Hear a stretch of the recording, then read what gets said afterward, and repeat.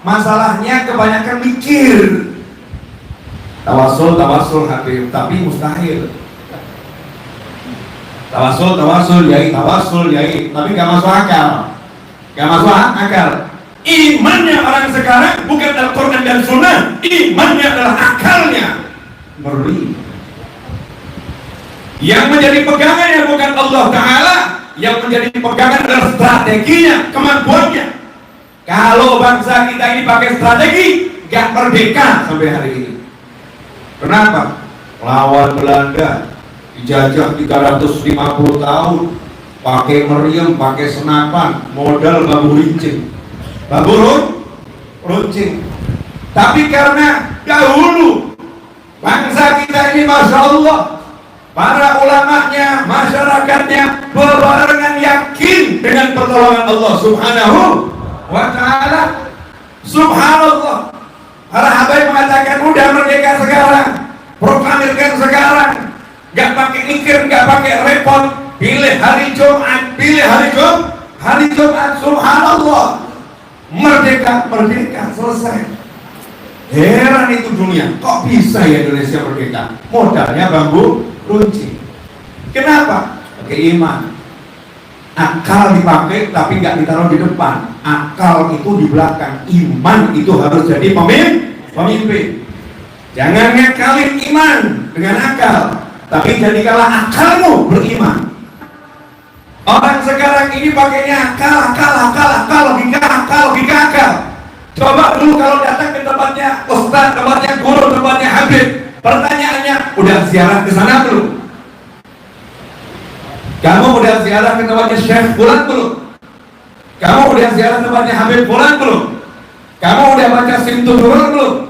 Kamu udah baca Manaqib Syekh Abdul Qadir Jalani belum? Kamu udah baca Shalawat Nariyah belum? Kamu udah baca Shalawat Munjiah belum? Semua petunjuknya adalah petunjuk tawassul bil amal sholihah. Tawassul dengan amal soleh. Gak akan dari akal. Amal soleh, dan amal solehnya sifatnya mahabbah kepada orang-orang yang punya pangkat di sisi Allah Subhanahu wa Ta'ala. Kalau kamu datang ke rumahnya Habib Umar, ya, bin Syihab, terus ngomong, Habib, saya pengen jadi orang sukses, gimana caranya? Beliau ngomong, sholat 5 waktu, sholat duha, kemudian birrul walidain, banyak sholawat. Mudah atau susah? Mudah ya? Kalau kamu datang ke motivator, saya pengen sukses, oh ikut seminar saya, ya ini ada di hotel ini, biayanya sekian. Sekian, betul. Dan gak ada jaminan kesuksesan ikut motivator, gak ada jaminan. Karena semuanya teori. Dengan segala hormat, ilmunya orang-orang yang punya ilmu untuk motivasi hanyalah teori. Sehebat apa? Kita hargai ilmunya orang yang punya ilmu, tapi itu teori. Yang disampaikan Habib Umar tadi, kalau kamu datang ke rumah beliau, saya pengen sukses, beliau bilang, sholat 5 waktu berjamaah, bekti sama orang tuamu, banyak sholawat, bukan teori. Itu adalah petunjuknya Allah Subhanahu wa Ta'ala. Bahkan Allah umumkan setiap kali diumumkan, sebelum sholat udah diumumkan, hayya 'alas shalah. Betul.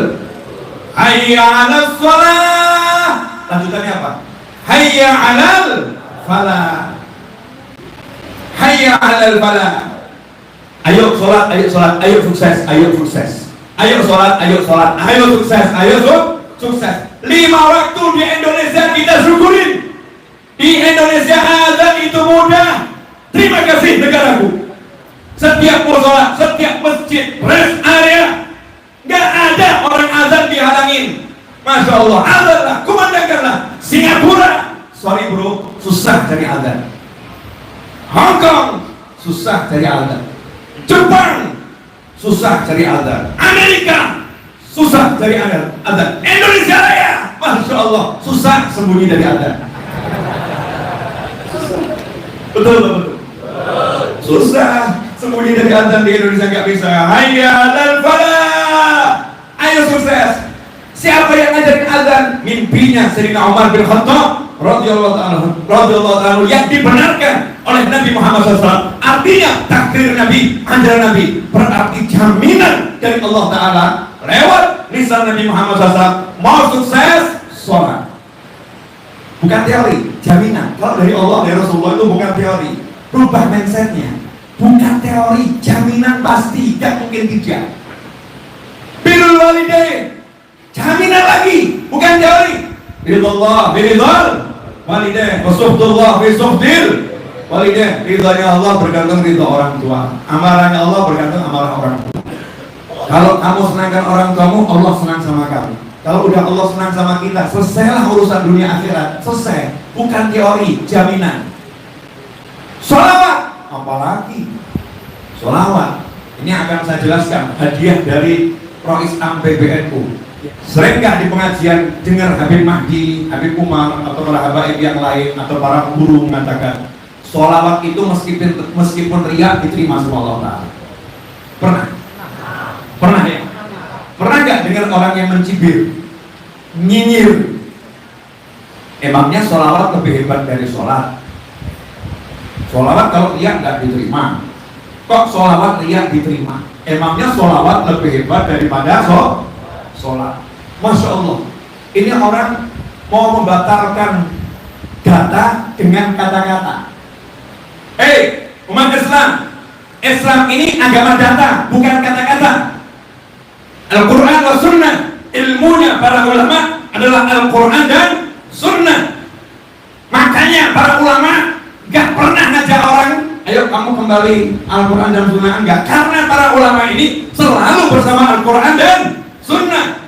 Nabi mengatakan SAW, anak cucuku gak akan berpisah dengan Al-Quran sampai keduanya mendatangi aku di telaga. Al-Quran dan Sunnah.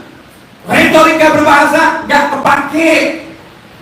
Mengatakan gak bisa sholawat riya kok bisa diterima, sholat aja gak diterima, masa sholawat diterima? Ini namanya retorika berbahasa, namanya bahasa basi, namanya omong kosong. Harus pakai dalil.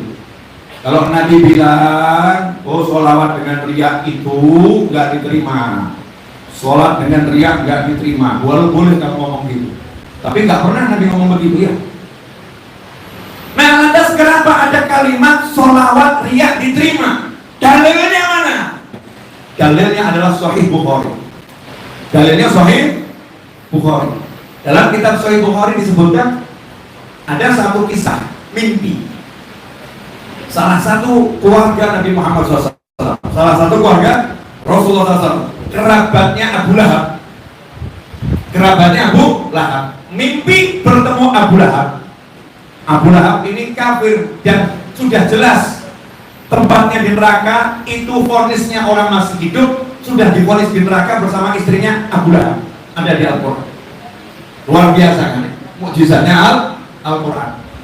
Tapi dalam Bukhari disebutkan ada kerabat Nabi. Ibn Katsir mengatakan kerabat Nabi yang mimpi bertemu Abu Lahab menurut Ibn Katsir adalah Sayyidina Abbas bin Abdul Muttalib, paman Nabi Muhammad SAW radhiyallahu anhu. Sayyidina Abbas ketika mimpi bertemu saudaranya ini Sayyidina Abbas, Abu Lahab, ketemu Abu Lahab dalam keadaan yang sangat mengerikan,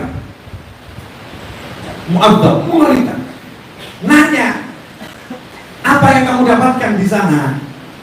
Maka dijawab, sepeninggal kalian, setelah aku meninggalkan kalian semua, aku tidak mendapatkan satupun keringanan dan kenyamanan. Semuanya gak enak, kecuali satu hal.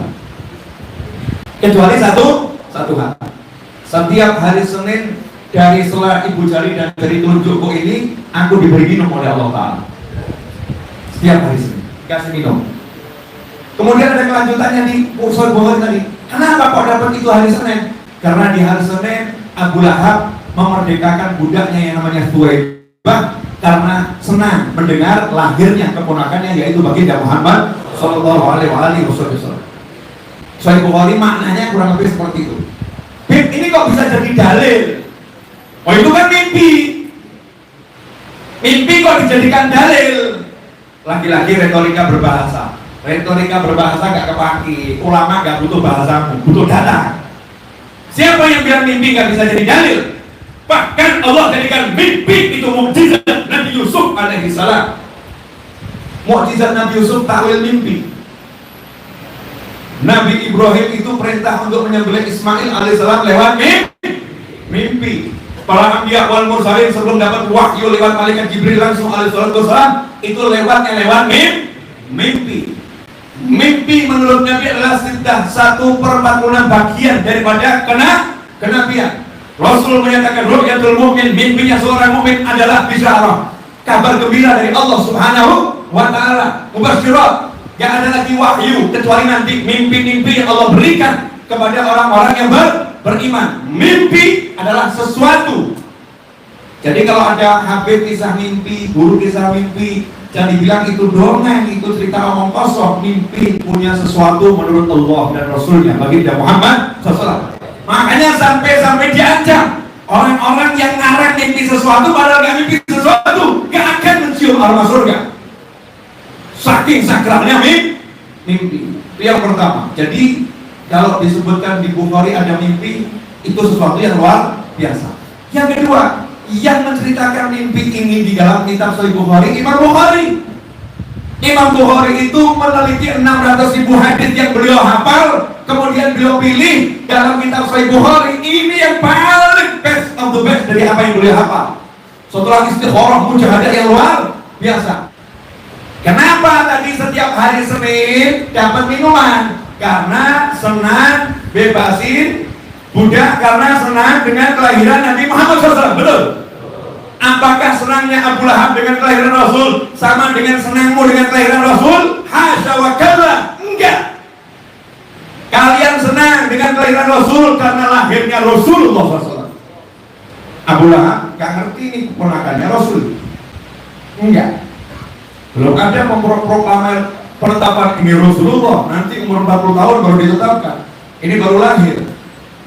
Abu Lahab itu senang bukan karena lahirnya baginda Muhammad SAW sebagai Rasul.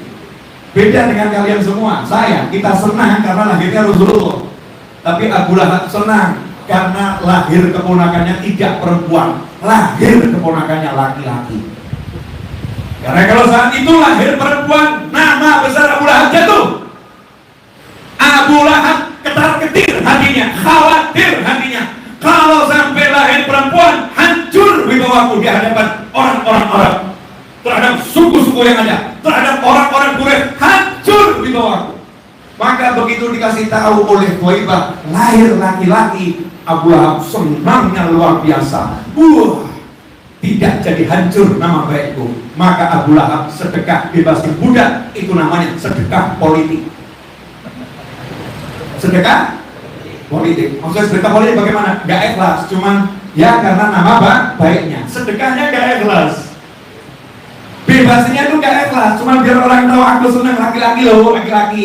Dipestakan tuh laki-laki. Untuk apa? Menunjukkan kebesaran dirinya, bukan ikhlas karena baginda Muhammad SAW. Lantas bagaimana pendapatmu tentang dirimu yang senang dengan Nabi Muhammad SAW? Dirimu yang muslim. Terus kamu senang sama Rasul, kamu sholawat, ada niatnya sholawat, apakah akan ditolak sama Allah? Tidak akan ditolak, tetap diterima oleh Allah Subhanahu wa ta'ala. Inilah namanya bicara dalil dengan dalil. Makanya sekarang kalau ada orang sholawat, jangan dicibir, ini enggak. Sallu ala Nabi. Nah ini sholawat ini jalan selamat, mudah. Makanya dulu kalau orang datang ke Habib, kayak Ustaz punya hajat, baca Nariyah 4.444 kali, hajatmu kabul. Sekarang santri datang ke Kiai ke Habib, saya mau hajat saya kabul, baca Simtuduror 40 hari ikut bersama jamaahnya Habib Mahdi itu. Pilih 40 hari hajat mau kabul, mikir 40 hari maulid, puyeng bil. 40 hari maulid dibilang repot. Sementara dia kerja dari pagi sampai malam, pagi malam, gajinya dapat besok habis, nggak repot. Nah ini sholawat. Sekarang dikasih sholawat sama dia, baca sholawat Nariyah 4.444 kali. Nawar. Ya Ibu Habib, mohon maaf, boleh nggak diangsur? Ini karena dia biasa kredit nih. Sampai sholawat mau dikredit. Akhir zaman. Habibnya karena mengikuti zaman kredit, daripada gak baca ya udah boleh yang sur. Berapa hari Beb? Sudah sama kamu berapa? Ya saya mampunya satu hari cuma satu kali. Ya udah 4.400 hari. Kabul Beb, kabul. Balik lagi protes. Habib Kiai, kok hajar saya belum kabul? Oh kabul. Buktinya apa? Iya, cuma kabulnya diangsur. Kamu beli mobil dapat gantiannya dulu. Ya, diangsur kabulnya. Nah, karena kamu juga mujahadahnya diangsur. Padahal kalau mau duduk dan benar, baca salawatnya benar, maka 4.444 kali belum selesai urusannya. Yakin? Gak repot. Munjiah 1000 kali. Nanya lagi Habib, ya Ustaz dulu, ada nggak yang lebih ringan? Oh ada, jumlahnya ada. Apa Habib? Munjiah berapa kali? 1000. Wah ini cocok Habib. Dari 4.444 diskon jadi 1000. Banyak nggak diskon itu?